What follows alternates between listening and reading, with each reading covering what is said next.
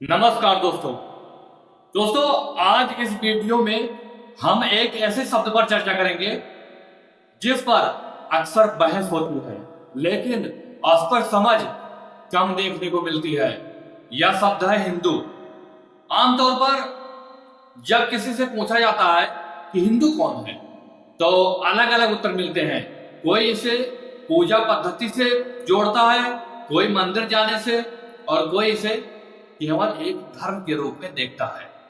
लेकिन क्या हिंदू शब्द का अर्थ केवल इतना ही है, या इसके पीछे एक व्यापक दृष्टिकोण भी है? इसी विषय पर विनायक दामोदर सावरकर ने एक परिभाषा प्रस्तुत की थी जिसे समझना आवश्यक है। सावरकर के अनुसार सिंधु नदी से लेकर समुद्र तक जो इस भारत भूमि को अपनी पितृभूमि और पुण्य भूमि मानता है, वही हिंदू है। पितृभूमि का अर्थ है वह भूमि जहां किसी व्यक्ति के पूर्वजों का संबंध रहा हो, जहां से उसकी सांस्कृतिक पहचान जुड़ी हुई हो।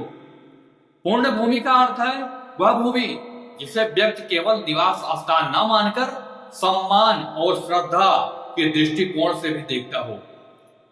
इस दृष्टिकोण के अनुसार हिंदू शब्द को केवल एक धार्मिक पहचान तक सीमित नहीं रखा गया, बल्कि इसे एक सांस्कृतिक और भौगोलिक पहचान के रूप में देखा गया।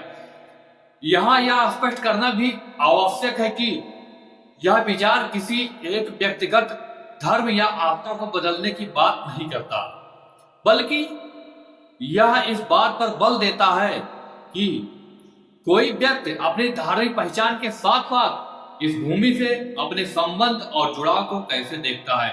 भारत में विभिन्न धर्मों और परंपराओं के लोग रहते हैं, फिर भी उनमें सांस्कृतिक स्तर पर अनेक समानताएं दिखाई देती हैं। त्योहारों में सहभागिता, परंपराओं का सम्मान और सामाजिक जीवन में परस्पर जुड़ाव, इन्हीं तत्वों को व्यापक रूप से हिंदुत्व की अवधारणा से जोड़ा गया है, जिसे एक सांस्कृतिक एकता के रूप में समझा जा सकता है।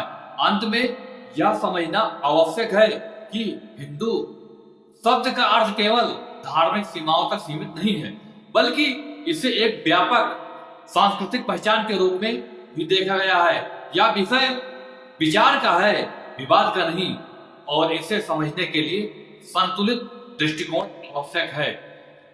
अब यह हम भी सभी पर निर्भर करता है कि हम इस शब्द को केवल बहस का विषय बनाते हैं या इसके विभिन्न पहलुओं को समझने का प्रयास करते हैं। यदि आपको यह जानकारी अच्छी लगी हो तो इस जानकारी को शेयर जरूर करें अपने दोस्तों के साथ। धन्यवाद।